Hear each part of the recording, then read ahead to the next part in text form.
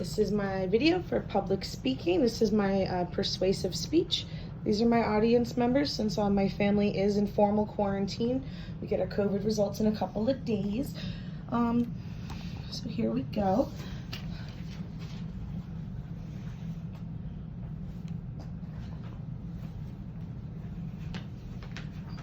Hi, my name is Jessica Favreau, and this is my speech on how to survive homelessness as an adult with resources. Sometimes as adults, we find ourselves down on our luck, and circumstances can happen where we have to make sacrifices and we need to adapt to our new conditions. Adults who find it necessary to survive out of their cars while maintaining their income, it's becoming a more common problem in America than you would think. As rent prices are going up and wages are staying stagnant, a lot of low-income people are having trouble finding places to live and being able to maintain the places that they live in now. So if you find yourself in this situation where you have an income and you have a reliable vehicle that you need to stay in, I'm going to give you some advice. I'm basing this on my personal experience from when I was a young adult and what I had to do to survive without losing everything I had or turning to state resources.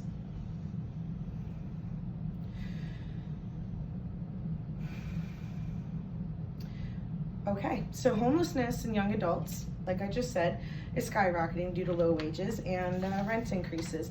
A lot of the times people are going to have trouble saving the money if they have a low income to qualify for these places, where you need first, last, and security deposits, and you also need to qualify by making 3 times the income or 3 times the amount of rent in your income. All of these things present challenges. So if you do find yourself in this situation, here's what you're going to do. First, you have to address your basic needs. Where are you going to use the restroom, and how are you going to clean your body? My suggestions are: keep a small hygienic bag with you that has your toothbrush in it, your face wash, some cologne, whatever it is that you need every day for basic hygiene at the sink. You should have with you when you go to a public gas station or a truck stop, a place like this where you're not really going to be noticed and the facilities are available to you, hopefully some private facilities if you can. And this is where you're going to do your basic needs. So your second basic need would be a shower. You need to be able to clean yourself. My suggestion is to find a low-priced gym membership for about $10 a month. You can use the shower facilities there and the restrooms if you need to. Also, you can work out. Win-win-win. Don't leave your items there though, because they could be stolen or confiscated by staff. You want to make sure that's not your long-term storage area for your possessions. Just while you're at the gym, keep your stuff in the locker, but when you leave, it leaves with you. Always wear flip-flops in the shower. Always. Germs and bacteria, man. Don't play around with that, because if you don't have a home, you need to stay as clean as possible to keep yourself from getting sick or getting infections. So what next? Where do you store your possessions that you have and your clothing? You get a storage unit. I recommend a climate-controlled one, so that way your stuff stays at a relatively normal temperature, so your makeup doesn't melt, or if it gets to be freezing cold, your laundry soap doesn't freeze, that sort of thing. You want to make sure that it is climate controlled and preferably inside of somewhere so you're not exposed to the elements. So my suggestion for setting up your storage unit, you're going to want to put all your possessions that you're not using in the back. All of your furniture, all of your kitchenwares, that stuff you're going to want to store in the back and along the sides of your storage unit, and leave a space in the center. Now the space in the center is for you to utilize your laundry. You'll have a place to store your clean laundry, a separate place to store your dirty clothes, you want to keep those separate, and a place to store your laundry soap when you're not at the laundromat. So that brings us to our next point. How am I going to keep all my clothes clean? Well, you use the laundromat. A lot of places are 24 hours a day, 7 days a week. You can buy laundry soap ahead of time. Dollar stores, Walmart, whatever you need to do to keep it low cost, there are available options. When you use the laundromat, make sure to utilize the tables there to fold and sort all of your clothes ahead of time. So when you bring them back to your storage unit, it's already set up, it's very easy to unload, get what you need, and go.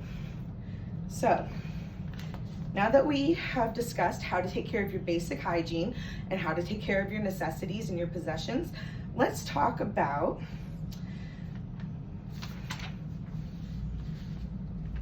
how are you going to receive your mail? Excellent question. You should get a post office box through the United States Postal Service. Most facilities are open 24/7, so you can access your mail at any time. You can receive some packages through the USPS, and they have separate lockers for that they give you a little key to, and then you go to your locker and you get your mail. It's kind of fun. Also, Amazon has a lot of locations where you can receive mail. Generally, they're outside of a gas station, and it composes of a bunch of lockers, and you have a digital passcode you get from your phone. You do, and you get your package. UPS also has a service similar to this, and it's possible that the other delivery companies do as well. I'm just not certain in our area. This is what I know about for Tampa Bay. So, 2 secure ways to get your mail.